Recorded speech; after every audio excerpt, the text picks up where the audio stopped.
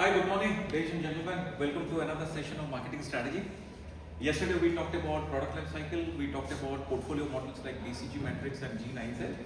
Today we will talk about segmentation, targeting and positioning. We have already had discussions through cases. So what we will do is that we will talk about what is segmentation, what is targeting, what is positioning, and we have taken some references of cases also inside the concept. So Sayan, thank you very much for operating. Raja, thank you very much for operating the camera. Shayan, please, next. Yeah. So what is segmentation? Segmentation is basically dividing a heterogeneous market into smaller homogeneous groups of consumers with similar needs, wants and behavior. So basically what we are doing, we are going from macro to micro because we are segmenting the heterogeneous market into homogeneous market, so that we will have small segments whose needs and wants and demands are almost same. Their abilities, purchase abilities are also same. So what will happen? We will be more concentrated and focused to approach all these consumers successfully and efficiently. Right? Okay. Next. So how many types of segmentation are there? If the definition says from heterogeneity to homogeneity, then how many types of segmentation? 4. Geographic, demographic, psychographic and behavioral. So in geographic, basically we segment the market on the basis of location. So here if you can see on the slide, rural, urban, local, global, north, south and Vaman rural. Depending upon the location and climate, we normally segment the market, which is known as geographic segmentation, which is basically where. So we answer where, right? Demographic is we segment the market on the basis of occupation. We segment the market on the basis of income, education and gender. Right? For example, Parker Paint. Suppose you are positioning the Parker Paint. So what you need is basically the occupation of the person, what is his income and the education level. Because everybody will not be able to afford the paint, and simultaneously everybody doesn't require also this paint, isn't it? Only a person of a particular stature with particular income level will go for this product. Okay, so that is demographic. The next segmentation is psychographic. Psychographic is basically where you go for hobbies, lifestyle, activities and personality. So on these 4 bases you go for psychographic segmentation. Then next is behavioral segmentation. In behavioral segmentation, what we do, we basically look at buyer attitude, we look at purchase pattern, we look at volume of purchase. So that is how we segment the market. So 4 types of segmentation: geographic, demographic, behavioral and psychographic. Right? We are covering the concepts right now because we have already had a discussion on the cases. So we are just stuck with the concepts, and I'll bring small case tips into the discussions. Okay, next. Okay, so now if you see, I have given you a pictorial presentation. These are the segmentation bases, these are the variables, and some of the examples I have taken from the Indian context. So if you look at the demographic segmentation, we segment the market on the basis of age, gender, income, family size, education. I have taken an example of HUL's Clinic Plus, mothers and daughters. That's how the tradition passes, which is known as mimetics, learning from your the previous generation, which one is good and bad. Titan Raga, normally if you are a women professional, you go for Titan Raga. So we are classifying these products on the basis of age, gender, income, family size and education. Titan Raga is the best example of the gender and income. Right. Geographic segmentation, we talked about this in the prior slide. Region, climate, rural, urban, tier cities. So Coca-Cola 200 ml. These are specific examples for your convenience. 200 ml bottles for rural India. Surf Excel sachet or sachets. So sachets normally we, for example, if you remember, Chick shampoo, 50 paisa. So these sachets normally are made for the rural area where consumption pattern is very volatile and income level is also very volatile. So to reach rural India, we normally go through small packages, right? And this is convenience also, use and throw. Now next comes the psychographic segmentation. In psychographic segmentation, we talk about lifestyle, personality and social class. So here what happens, if you talk about the examples, I have taken Paperboard, which is nostalgia driven lifestyle branding. You know Paperboard, very famous. They have taken Aam Panna and all these Jaljeera and all these things, which are very nostalgic for every Indian. And they have segmented the market, target the market and positioned their product very successfully. From nowhere, they are becoming one of the prominent brand in the market. So this is paperboard for you. And if you talk about Royal Enfield, Eicher Motors, adventurous personality. So they talk about Himalayan rally and all those things. So anybody who is adventurous, whether male or female, Royal Enfield is the first choice. Now if you look at the behavioral segmentation, here we basically segment the market on the basis of benefit sought, loyalty and usage rate. I have taken some examples. Colgate sensitive benefit segmentation. Anybody who is having a sensitive tip, normally they go for the Colgate one, because this is particularly positioned for sensitive tip. Right? Normally in Hindi we say, if anybody is having junjanaat and all those things, while taking the tingling effect, while taking either sweet items or sour items. So if you are, there is a lot of sensation here, so you go for Colgate sensitive toothpaste. If you talk about Paytm loyalty rewards, this is also the loyalty, for loyal consumers, there is a loyalty rewards, cashback and all those things. You might have seen Paytm is doing it, STP is doing it, ICICI Bank, a lot of SBI is doing it, rewards, loyalty giveaways, right? Next, now we come to the targeting part. So if you take a concluding remark for segmentation, segmentation is basically dividing the heterogeneous market into homogeneous market, and segmentation is of 4 types: geographic, demographic, psychographic and behavioral. Now come to the targeting part. So we have segmented the market, now our job is to target the segmented market. Now how many types of targeting is there? Basically 3 types. Here I have taken another type, 4 types. So first targeting strategy is basically undifferentiated targeting, which is known as mass marketing. What does it mean? One product for the whole market. Like Pepsi and Coca-Cola used to do it. Now they have gone for a differentiated market. Because for every customer, every segment, they have a product. So if you look at example, I have taken Amul milk, the taste of India. One milk for all the segment.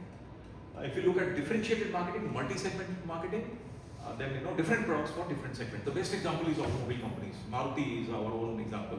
Tatas, Mahindras. For every customer they have a product. They start from Alto, they go to Wagoner, they go to Swift, they go to Desire, they go to what are the brands? What is the sedan of Maruti? Ciaz. Then they have got a SUV also. Grand Vitara. Grand Vitara. Now they have come up with other brands also, Fronx and others. So for every customer segment, they have a product. So this is the best example of differentiated marketing, which is known as segment marketing. For every segment, they have a price point, they have a product. Now here I have taken example of HUL. The best example is Dove, Lifebuoy, Lux, multiple soaps for different segments. So looking at our skin category, looking at the perfume we love, looking at the like soap formation, the foam formation, looking at the price, looking at the packaging, looking at the different criteria. We have a product for every customer. Like Dove, the best example is for ladies with 1/4 moisturizer. So the moment you have a winter season, Dove is the choice. Now those who are having dry skin, throughout the year they normally go for Dove also. But if you have a oily skin, Dove is not the right choice. So you have got other products. Now next is concentrated marketing, which is known as niche marketing. So in niche marketing, what happens? We are very particular about one segment. An example is, the best example is the ethnic nostalgic beverages boat, paper boat. The best example. They have come up with Ampanna, Jaljeera, Nimbu Pani. All these are all like normal drinks of normal Indians. We have lost the tradition, but they have revived the tradition, and that's how their brand become very, very famous. These are the 3 major targeting strategy. But if we come to the 4th one, very interesting, micro marketing, which is known as local individual targeting. Here what happens? Personalized or hyper local marketing. The best example is Lenskart. Personalized glasses, Big Basket is another example, hyper local delivery. Okay. For every product they have a delivery system, and if you look at Lenskart, they have got personalized glasses.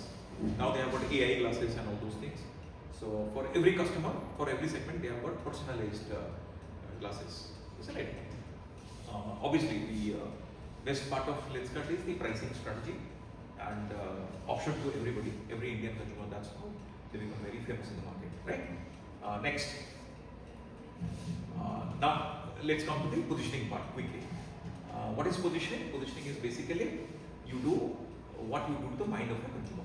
So you try to put your brand's image among other brands' image so that it will be distinctly positioned. And when you go to the shop or you go to the online platform to buy the product, so you will have a distinct point of differentiation and you will be very clear as to why you are buying this particular product. Clear? Now, if you talk about positioning, the formal definition I have given here, creating a distinct image and identity for a product brand in the mind of consumer. So it's basically what you do to the mind of a consumer in that sense. Now, if you look at the strategy, what we do, we position the product on this basis by product attributes, benefits. Now, what does it mean? Highlights features or benefits. So you position your brand on the basis of the features and benefits. People buy brands because of 3 reasons. What are those? Functional benefits, user imagery, and usage imagery. These are the 3 major reasons why people buy brands. Functional benefits, obviously, the product attributes and features. Right? When you go for user imagery, who is using it? So you idealize the celebrity who is using it, and accordingly, you associate yourself with the brand and with the celebrity, and you buy it. The next is usage benefits. What are the multiple usage? Like the best example is Margot, or neem soaps. So for you, if you are having acne or any issues on the skin, normally in Indian conditions, neem is regarded as neem, haldi, and all these things are regarded as one of the best ingredients for your skin. Isn't it? If you have any problem on your hair, you normally go for amla, sikakai, rita. These are the natural things which is used for your hair treatments. Second is by price or quality. This is one of the very good platform to define. The concept is premium or value. So value for money and money for value. What is money for value? If you have got money, I have a product for you. And what is value for money? Pay less, get more. Value for money. And what is the example? We have taken example D-Mart, value for money, the lowest price. And what is the uniqueness of D-Mart? The uniqueness of D-Mart is, why D-Mart is very famous? Because of the price. They don't keep much staff on their floors. They keep very less staff, and they feel customers can find out their products if they are getting a good margin. So the way D-Mart position itself as one of the pioneers and leaders in the market is basically help the customers, make them free, comfortable in your store. Don't keep many employees, so that the employee cost will go up. Customers will choose that. What is the benefit of customer at the end of the day is how effectively, how easily they are getting their products at cheaper price. That's the positioning platform. So this is price or quality. Now, if you talk about Mercedes-Benz and BMW and Bugatti Veyron, if you talk about, that is called premium positioning. Right. Next positioning platform is by user application, specific use case. And the example which I have taken is Red Bull, very close to everybody. This Red Bull can is consumed for energy and stamina. So that's an energy drink. Though it is not very good for your health, if you ask me honestly.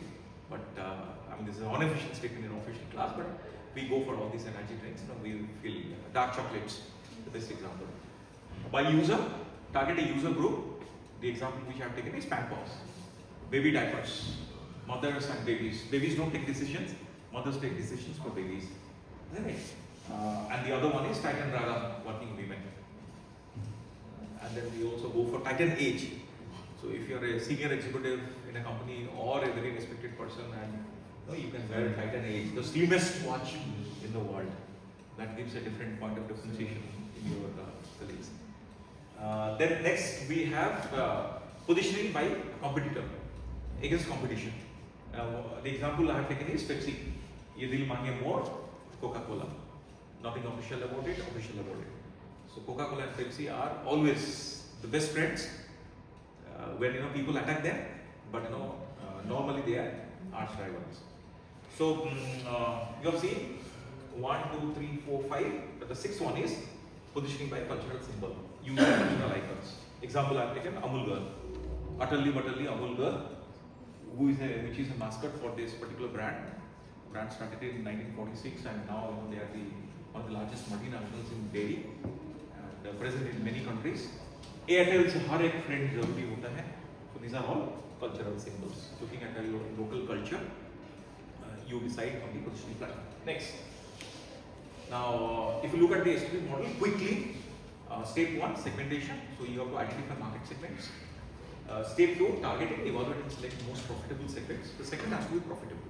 Though you are going from macro to micro, the segment should be profitable and big enough to serve. The third one is positioning, develop positioning statement and marketing mix. So these are the STP model in nothing. Next. Yeah. If you look at the telecom industry, just have a look.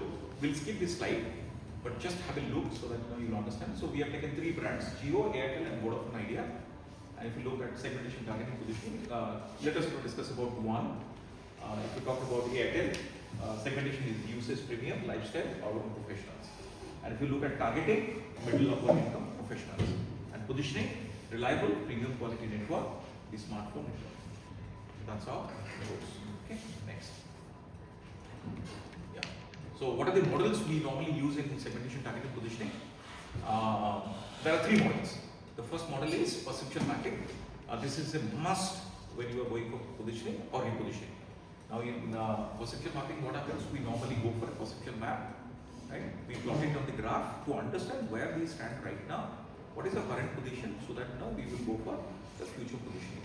Or if your brand is coming down or at a maturity stage or coming down in the decline stage, you will go for repositioning. So to do repositioning also, you need a positioning perceptual mapping. Now, what is the perception of customers? Where do they stay? What is the perception of customers towards your brand and where your brand stays in that map? So if you know exactly where you stand, where your brand stands right now, so you can take the future decisions and strategic decisions. Then value proposition model, obviously. You talk about cost versus benefit. We talked about demand. That's a differentiation platform. And Kotler's STP framework. So 3 things we talked about in the previous slide. Next. Yeah, we have already gone through it. Paperboard, Amul, Nike, Zomato. We'll skip this slide. Next. Yeah.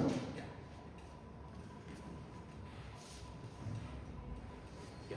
Just have a look, because we have already had a discussion on this. So in segmentation, what we do, we establish strategy or objectives. Step 2, use segmentation methods. Out of 4, you have to use it. Targeting, evaluate segment attractiveness. Step 4 in targeting, select target market. In positioning, identify and develop positioning strategy. Next. Next. Yeah. So repositioning, we will spend 5 minutes here and then we will wrap up the session. Right. So what is repositioning? Yesterday we have seen the product life cycle. So if your repositioning can happen at any point of time, not necessarily you will be going to do it in maturity or decline stage. Suppose you introduce a product in the market, but it has not grown, right? So one bad product will spoil your portfolio. So you might do the repositioning. So you must be thinking, why not do you not totally withdraw that product from the market? But normally that doesn't happen, because it will be a complete loss to the company, not only from the financial point of view, but also from the image point of view. Because you have introduced something, it doesn't work, and immediately you are withdrawing. So this will give a bad impact. So normally what companies do, they try to reposition. And if you remember, we had a discussion on the Sapola case. How many times they have done repositioning with Sapola? Isn't it? They were having a proprietary UFA formula, and they tried their best to reposition it 2-3 times. That's one of the best examples that comes to my mind. Yeah, next. Yeah, what is repositioning? A very simple definition for all of you: changing the way a product or brand is perceived in the mind of consumers. Again, you have to use the perceptual mapping concept. So when positioning becomes outdated, repositioning is the survival strategy. Every company has to do it, because in our life also it happens. We go through the age life cycle, and when we are getting old, then we have to change our own mix also. Otherwise, we will be irrelevant. Same way the company does that. Next. Yeah. What are the reasons for positioning? Quickly, changing consumer preferences, competitive pressure, technological disruption, market saturation and growth opportunities, negative brand image or crisis. The best example is Maggie. I have taken what happened, the lead issue. And the last one is new segment of global expansion. The best example is Patanjali, how they have repositioned themselves as modern and mass market. We had a discussion on a different case also, Forest Essentials, isn't it? How they have become a luxury Ayurveda product around the globe. Though they have a collaboration with Estee Lauder, but still, as a brand, how they have taken Ayurveda from India, luxury, on the western side, and positioned their product and become very successful in the global market. Next.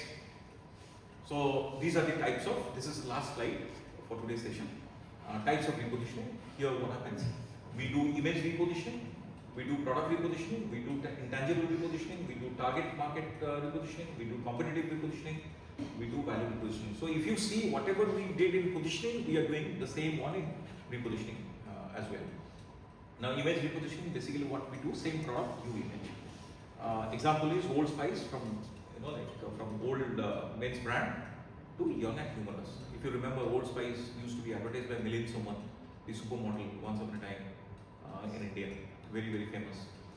In product repositioning, you modify the features, ingredients, design, and you position. Like Maggi is the best example. They have gone from maida to atta and oats noodles. Look at intangible repositioning, change emotional, cultural meaning. The best example is Dove, the soap, real beauty movement. They always talk about moisturizer, 1/4, but there is skin and beauty. Next is target market repositioning, focus on new segment. The best example is fruity kids. Everybody loves fruity, isn't it? The mango taste. Competitive repositioning, direct attack on rival positioning. This is a direct frontal attack. Pepsi and Coke, that is the ultimate example always. And value repositioning is basically from mass to premium or vice versa. Value for money to money for value to value for money. Hyundai Santro repositioning from budget to family premium small car. It's one of the best examples that comes from Hyundai. Shah Rukh Khan was the celebrity endorser. The Sunshine car, isn't it? Next. Yeah, that's what we did right now. The same thing. Image repositioning, product repositioning, intangible repositioning, tangible repositioning. We have taken two variables, product and target market. Yeah, continue. So what is the repositioning process? Just for your information, identify correct positioning, perception mapping, analyze gaps in market trends, redefine target audience, develop new value proposition, align marketing mix, 40, every service 70, communicate new position consistently through your advertising, online, offline, measure consumer response and adjust. That's what the complete process of repositioning. Yeah, next. Yeah, next. We'll have a discussion on this model later. That's a brand prism model from Caferer. Next. Next. Yeah. Go on. Some of the case studies. We had already a discussion on this, so I'm skipping this for today's session. Yeah. Next. Yeah. Go ahead. Yeah. So what is the key takeaway of this particular session? Repositioning basically is a strategic renewal. Every brand will go through some kind of maturity, some kind of decline stage, and everybody has to go for strategic renewal, not just rebranding. Okay? You really go for the renewal process. It requires deep consumer insight, cultural sensitivity, and consistency. And what is a successful repositioning? Turns weaknesses into strengths. So best example is Maggi and Old Spice as per our discussion. Right? I think we'll stop here. Is there any slides? Yeah, that's all. So thank you, ladies and gentlemen, for attending this session.